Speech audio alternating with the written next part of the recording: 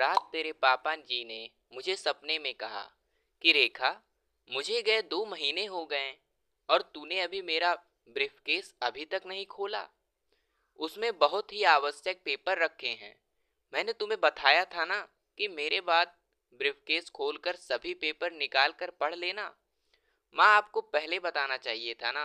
पता नहीं कितने महत्वपूर्ण पेपर हैं जिन्हें वह आपको पढ़ाना चाहते थे। आप चिंता ना करें, आज छुट्टी का दिन है। मैं अभी सब देख लेता हूँ। अनिल ने सूटकेस के सारे पेपर देख लिए। घर की रजिस्ट्री के पेपर, मेडिकल के टेस्ट पेपर, बिजली के बिल व अन्य खरीदे गए सामानों के बिल रखे थे। कुछ ऐसा नहीं मिला जो महत्वपूर्ण हो। अंत में एक पैकेट मिला जिस पर रेखा के लिए व्यक्तिगत लिखा था। कौतूहलवश पैकेट खोला तो उसमें 2 लिफाफा निकले जिन पर नंबर 1 और नंबर 2 लिखा था। माँ, पहले आप 1 नंबर का लिफाफा खोलिए, बाद में 2 नंबर का खोलिएगा। यह केवल आपके लिए है। बेटा, तुमसे क्या छिपाना, तुम तो मेरे अपने हो। बहू को भी बुला लाओ, तुम ही पढ़ो, मुझसे नहीं पढ़ा जाएगा।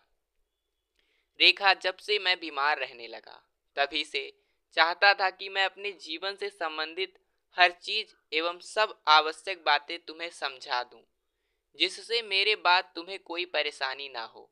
लेकिन जब जब तुमसे बात करनी चाहिए तब तब तुम भावुक हो जाती थी। मैं तुम्हें शब्दों द्वारा तो कभी बता नहीं पाया, इसीलिए यही निर्णय लिया कि तुम लिखकर सब बातें बता दूं।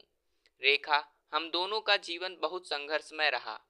कभी भी मैं तुम्हें वह सुख सुविधा नहीं दे पाया जिसकी तुम हकदार थी। मेरी परिस्थिति ही कुछ ऐसी थी कि मैं अपने परिवार के लिए वह सब नहीं कर पाया जो मैं चाहता था। मेरी महीने भर की आय जीवन के गुजारा के लिए आवश्यक वस्तुओं के लिए ही पर्याप्त होती। बैंक में जमा करना या मनोरंजन पर खर्च करना अकल्पनीय सा था। मैंने अनेकों बार तुम्हें छोटी छोटी बातों के लिए मन मारते देखा है। बच्चों को भी कहाँ दे पाया जो उनकी चाहत थी। फिर भी तुम्हारे सहयोग से गृहस्थी की गाड़ी जैसे तैसे खिंचती रही।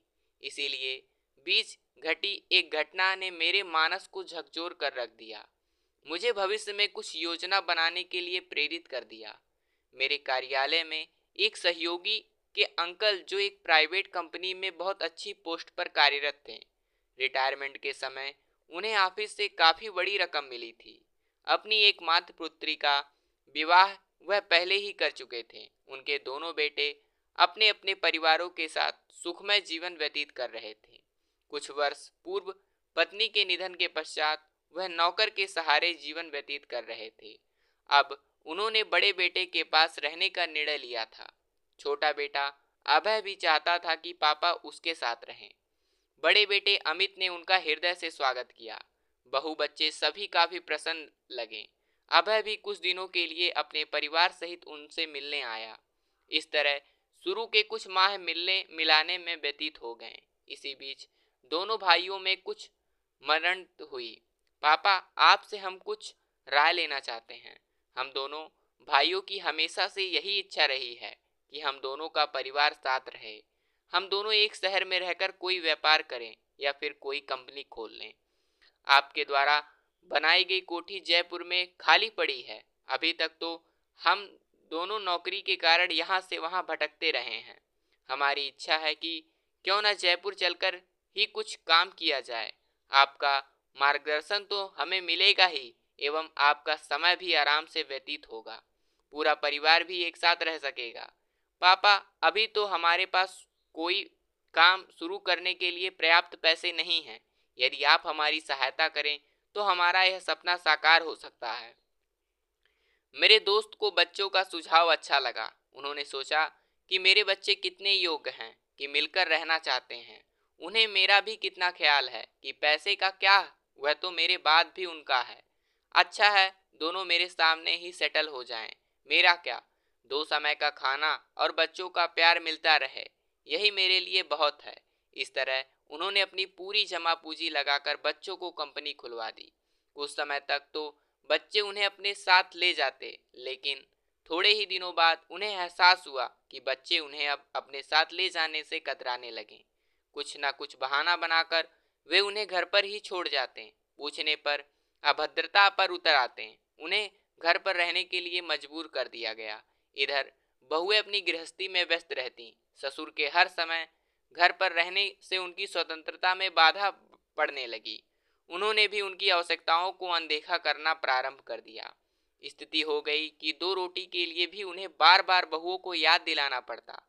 वे खुद को अपमानित महसूस करने लगे। तनाव उन पर हावी हो गया था।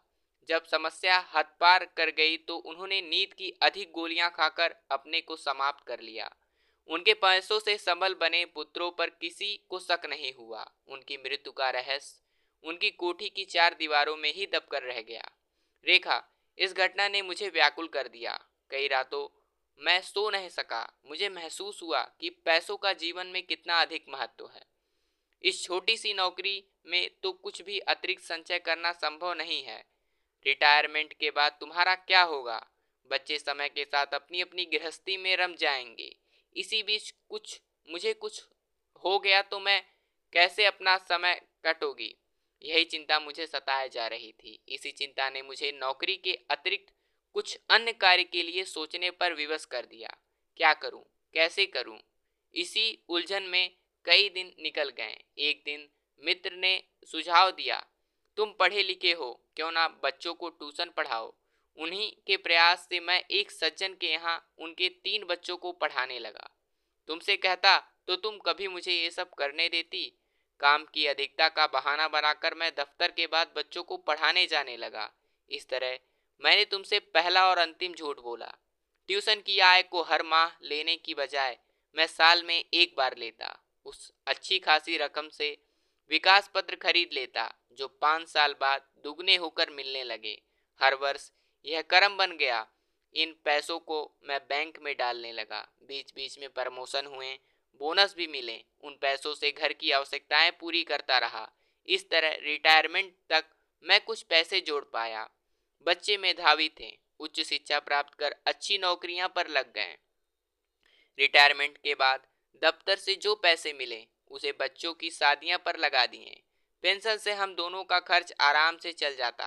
अब मन में शांति थी कि बुढ़ापे में किसी पर निर्भर नहीं रहना पड़ेगा। बच्चों के पास आते जाते समय आराम से व्यतीत हो जाएगा। अचानक स्वास्थ्य खराब होने पर जब डॉक्टर को दिखाया तो उन्होंने मुझे डरा ही दिया। उनके अनुसार मुझे शुगर के साथ साथ दिल की बीमारी भी होने की प्रबल संभावना थी। ब्लड प्रेशर भी कंट्रोल में नहीं आ रहा था। डॉक्टर के अनुसार मुझे कभी भी कुछ भी हो सकता था। यह जानकर मैं चिंतित रहने लगा। उस समय मुझे ना अपना ध्यान आया ना ही बच्चों का। बस तुम्हारे लिए मन घबराने लगा। तुम तो घर गृहस्थी के कार्यों के अलावा कुछ भी नहीं जानती, पूरी तरह से मुझ पर निर्भर हो। इसीलिए कुछ भी बहाना बनाकर मैं अनिल के पास रहने का मन बना लिया। अनिल एवं सुधा काफी समय से आग्रह कर रहे थे कि मम्मी पापा आप हमारे पास आकर रहिए। तुमने भी निर्णय लेने का संघर्ष स्वीकार कर लिया। जल्द ही हम दोनों जयपुर का घर किराए पर चढ़ाकर अनिल के पास आ गए। मुझे अनिल एवं सुधा पर पूरा विश्वास था कि मेरे बाद ये दोनों तुम्हें कुछ भी कष्ट नहीं होने देंगे। लेकिन इनकी भी गृहस्थी है, अपनी समस्याएं हैं, खर्च हैं, पारिवारिक समस्याएं हैं। अनिल की भी सीमित आय है। मैं नहीं चाहता था कि हमारा अतिरिक्त आर्थिक बोझ इन पर पड़े। इसीलिए मैं अपनी पेंशन घर में खर्च करने लगा। तुम्हारे सामने तुम्हारी सहमति से ही मैं सब कुछ कर पाया। उन्होंने भी हमें कभी निराश नहीं किया।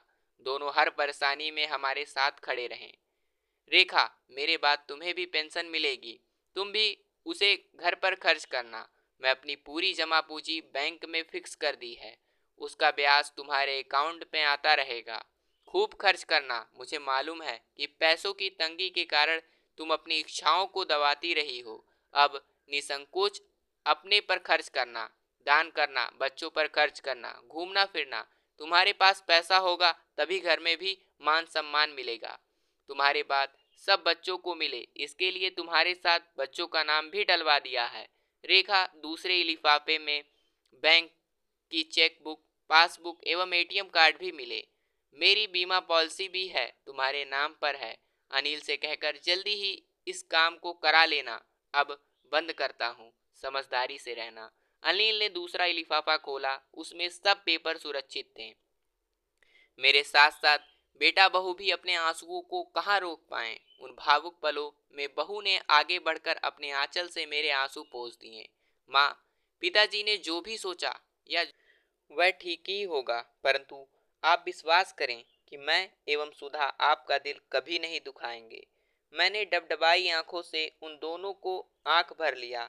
अनिल, तेरे पापा जी ने त्याग कर मेरे लिए इतनी सारी रकम इकट्ठा की जिससे उनके जाने के बाद मुझे किसी पर निर्भर ना रहना पड़े, परंतु वे भूल गए कि हमेशा उनके साथ चलने वाली आज उनके बिना कैसे चल पाएगी। और इतना कहकर ही वे अचानक से गिर पड़ी और उनकी मृत्यु हो गई। तो दोस्तों, कैसी लगी हमारी कहानी? कमेंट बॉक्स में अपनी राय जरूर दीजिएगा। कहानी अच्छी लगी तो वीडियो को लाइक करके चैनल को सब्सक्राइब करना मत भूलिएगा। फिर मिलेंगे नई कहानी में नई सीख के साथ। तब तक के लिए धन्यवाद।